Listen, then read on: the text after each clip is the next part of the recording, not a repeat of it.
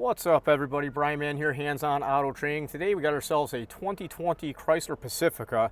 It's been in a wreck. It's got all kinds of stuff going on. I want to show you here what we got going on as far as the codes. This had, I think, 106 codes on my pre-scan report. I went ahead and cleared all the codes out, and as you see here, what do we got going? Let's go to all DTCs, take a look at what we got. We've got... What's our list here? Well, I guess this doesn't tell us the number of codes unless I go to report, but we got a handful of codes. Nothing crazy. I'm not so worried about the ambient air temperature sensor. I'm not worried about this implausible data received from the body control module just yet. And I'm not worried about the RFH hub. We got this loss of communication with the AGS. I don't know what AGS is. I'm going to have to figure that out. But the big problem we have is this park-by-wire unintended park position. Let's go ahead and hop back to the vehicle here. I want to go ahead and show you guys what this looks like as we get in here. I guess before we even do that, the battery was stone dead. I think this needs an auxiliary battery and a regular battery here. So I'm looking here at this is the regular battery, and we got the auxiliary battery for the start stop down there. I think the batteries were totally dead. I had to jump start it with a big starter. And taking a look here, I want to show you guys that the emergency release was out. This vehicle was not in park when I got here. I had to roll it backwards and forward and pull on this to get it into park. Now, what we got going on here is right now, if I go ahead and clear all the DTCs, let's see what happens if they'll all clear. I'm going to hit continue. And you can see here, let's hit close. Go to topology. We kept our code in TCM. I'm probably going to have to turn the key off and back to run. Go ahead back to the run position, and I'm going to go ahead and clear this. I want to make sure this is all the way cleared out. I want to show you what this vehicle is doing here. It's pretty cool how these vehicles are, these park-by-wire or whatever you want to call it. So there's no codes in that module. The key's in the run position. We'll go back up to our topology, and I'm going to go ahead and turn the key off, and I'm going to go right to start. We got the vehicle started up. Now watch what happens to this park indicator. I got my foot on the brake, and I'm going to go ahead and put it to drive. And I'm not taking my foot off. The actual knob turns back to park. I'm going to do the same thing again. I'm going to put it to drive. Or actually, let's go to reverse this time. And watch what happens on this message. It says, start, stop unavailable, service stop start, engage auto. Oh, auto engage the shifter, I guess is what it's doing. Let me put it back to drive.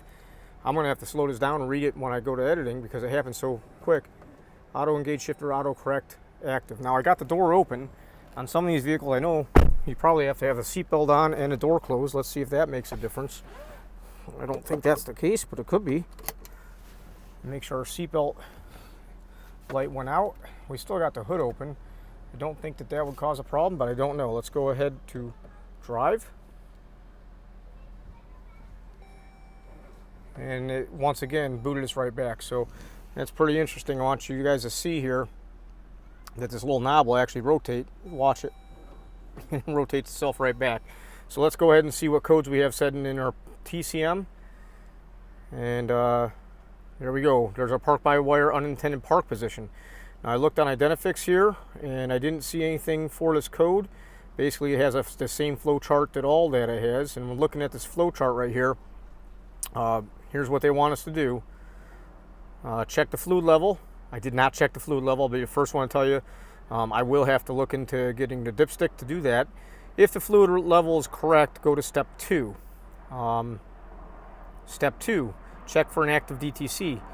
I do believe this code sets again. Does the DTC return? It goes to stored, but I think it kicks right out. We'll have to watch on the scan tool the next time I do this to see if it goes active.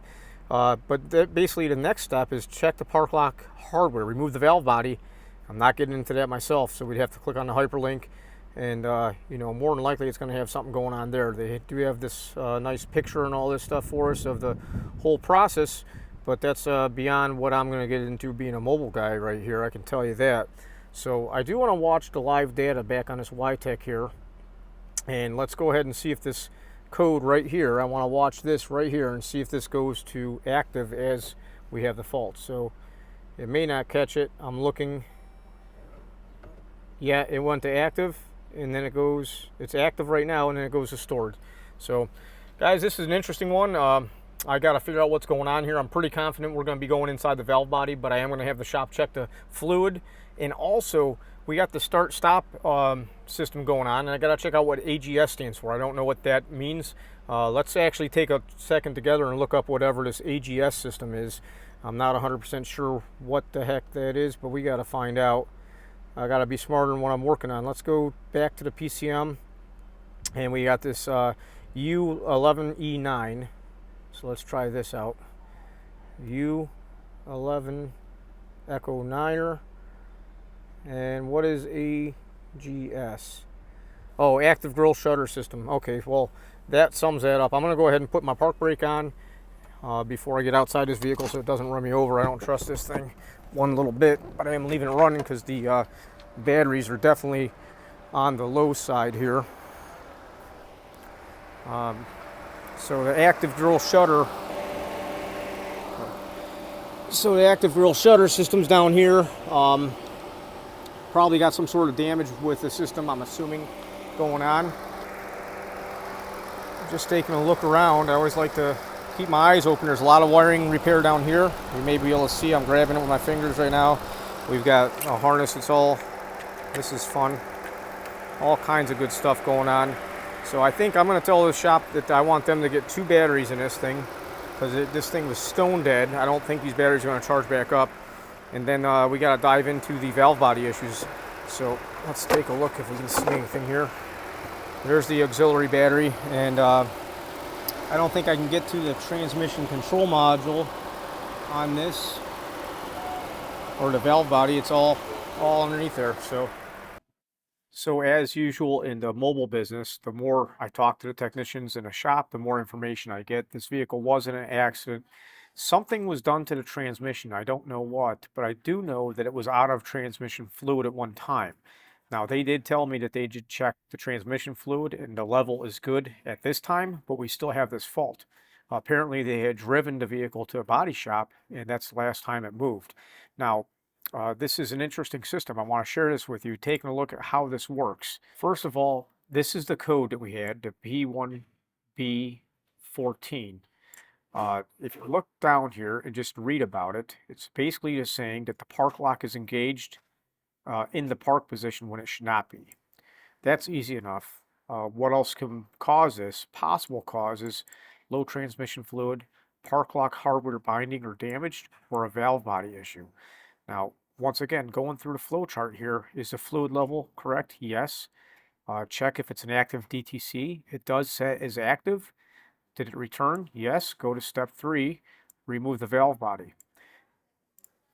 Now, I'll be the first one to tell you that this type of situation just doesn't sound right to me. I feel like there's more involved, like I'm missing something pretty big that may cause us an issue. So I wanted to dive further here and take a look at what's going on. And as we go further into this vehicle here, just poking around, I want you to see a diagram for the transmission. We have the transmission control module, which is down here. And it controls all the solenoids and basically everything for this transmission. Now, what I did find is that the clutch dog F is for the park paw. I wish they'd call it the park paw, but they don't. Now, also, you have your electronic shift module down here. If you look further into the description and operation, the electronic shift module is what controls the shifter, right? It's a shift-by-wire system. There's no mechanical connection between the transmission and the shifter. There is the manual park release. You see here, this is the red lever underneath the driver's side hush panel by your feet there. You can pull this to disengage park to get it in neutral if you have to. But there's quite a few things interesting here about this. This does tell us how this park-by-wire system works. There are 2 solenoids. One's a hydraulic applied solenoid called the park control solenoid, and the other one's a mechanical solenoid to activate the park paw. So as you see, this system's quite interesting, and I do believe they have an internal fault there. The more I thought about it after I was on site, I'm like, am I missing something? I don't think I am. Let me know what you guys think in the comments below. Well, that gives you an example of what I deal with on a daily basis here. If you guys have any questions, comments, or concerns, let me know. We'll see you. Bye-bye.